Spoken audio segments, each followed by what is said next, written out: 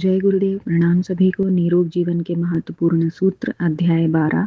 Last topic हमने पढ़ा था कि किस प्रकार के जूते हमें पहनने चाहिए। आइए इसी श्रृंखला में आगे बढ़ते हैं।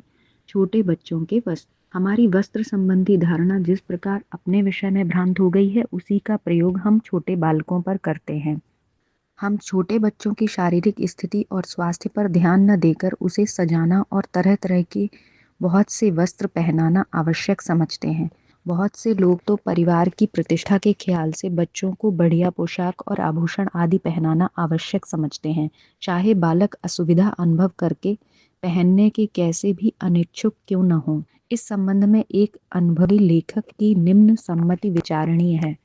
बच्चों के वस्त्रों के संबंध में तो हम इतनी भयंकर भूल कर रहे हैं कि जिसका कोई ठिकाना नहीं। जन्म से ही बेचारे बच्चों को भारी भरकम कपड़े पहना दिए जाते हैं ताकि हवा न लगे। कपड़े पहनाकर ही हम संतुष्ट नहीं होते, बल्कि अबोध बच्चों को कपड़े से इतना ढक भी देते हैं कि वे अंदर घुटकर रोते रहते हैं। इस प्रकार हम अपने हाथों से अपने बच्चों का स्वास्थ्य व जीवन नष्ट कर देते हैं। जितना अधिक बच्चों को कपड़ों से ढका जाएगा, उतना ही अधिक कमजोर और बीमार वह होगा।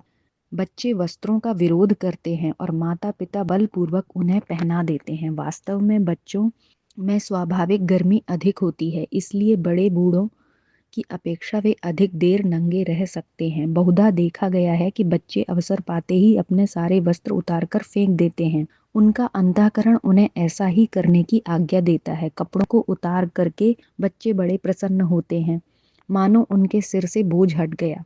जब जरूरत हो तो भी बच्चों को हल्के कपड़े पहनाने चाहिए। जब तक बच्चे 5 वर्ष के न हों, उनको यथासंभव अधिक समय तक नंगे रखना चाहिए। फिर आप देखेंगे कि वे कैसे प्रसन्नचित, निरोग व बलवान होते हैं। मगर आज माताएं बच्चों को सिर से पांव तक इस प्रकार ढक देती हैं कि बदन का कोई हिस्सा खुला न रहे। सिर पर टोपा या टोपी होती है, गले में गूलबंद बनियान, कमीज, कोट बदन पर होते हैं। फिर पैंट, जूते, मोजे भी साल भर की आयु में ही पहना दिए जाते हैं। इस प्रकार अनावश्यक वस्त्रों से सदा ढके दबे रहने वाले बच्चे कभी पूर्ण स्वस्थ और शक्तिशाली नहीं हो सकते। यह एक सुनिश्चित तथ्य है कि अभ्यास में बहुत बड़ी शक्ति है। हम अभ्यास करते करते ऐसे कामों को पूरा करके दिखा सकते हैं जो सामान्यतः असंभव समझे जाते हैं। कुछ सर्कस आदि में काम करने वाले पहलवान तो चलती मोटर को रोक लेते हैं, 50 मन का पत्थर छाती पर रख लेते हैं अथवा हाथी को भी अपने ऊपर खड़ा करा लेते हैं। यह सब अभ्यास का ही फल है। स्वर्गीय पहलवान राममूर्ति ने सर्वप्रथम इन कार्यों का प्रदर्शन करके बड़ा यश और धन कमाया था। वे बतलाते थे कि मैं बचपन में बहुत कमजोर था और प्रायः बीमार होता रहता था।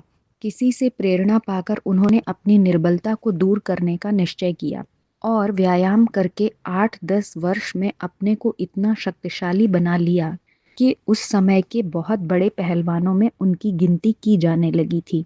जिस प्रकार कमजोर आदमी बालक स्वास्थ्य के नियमों का पालन करके और व्यायाम की मात्रा बढ़ाकर बहुत बल और सुदृढ़ स्वास्थ्य को प्राप्त कर सकते हैं, उसी प्रकार यदि उनको छुईमुई के पौधे की तरह सदा ढक दबा कर रखा जाए और प्रकृति के सामान्य परिवर्तनों से भी बचाया जाए, तो आगामी जीवन में उनका सशक्त और कर्मठ होना किसी प्रकार संभव नहीं हो सकता।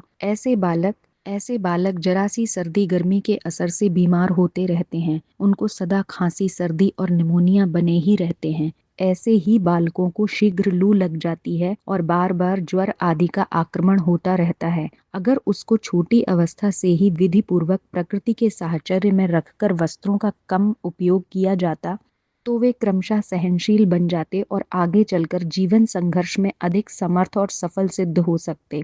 इसका यह भी आशय नहीं कि 2-4 महीने के बच्चों को लापरवाही से रखा जाए और कठोर शीत अथवा गर्मी में उनकी रक्षा न की जाए, पर सामान्य मौसम में उनको अवश्य मामूली कपड़ा पहनाकर या नंगा ही रखकर खुले वातावरण में खेलने कूदने का अवसर दिया जाए, जिससे उनकी शारीरिक शक्तियों का ढंग से विकास हो सके। तो आज के टॉपिक में हमने पढ़ा कि छोटे बच्चों के वस्त्र कैसे होने चाहिए। उनको बहुत ज़्यादा ढककर नहीं रखना चाहिए, उनको थोड़ा खुली हवा में भी खेलने देना चाहिए ताकि उनका शरीर मजबूत बने। आज के लिए इतना ही। जय गुरुदेव, प्रणाम सभी को।